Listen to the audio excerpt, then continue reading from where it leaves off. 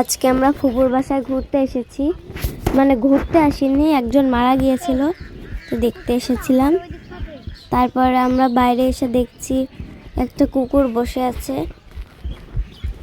আর আমার ফুপুর বাড়ির সামনে একটা বড় পুকুর, আর ওইদিকে আর একটা পুকুর আছে।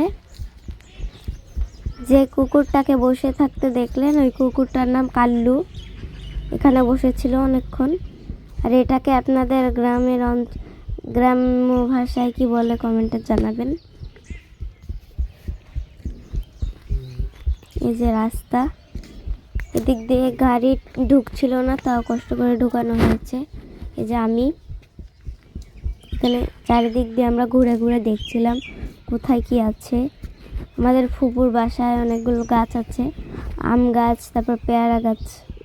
আপনাদের ভিডিওটা কেমন লাগলো কমেন্ট করে জানাবেন, আর লাইক কমেন্ট শেয়ার করে দিবেন, আর পারলে সাবস্ক্রাইব করে দিবেন। টাটা, বাই, আল্লাহ হাফেজ।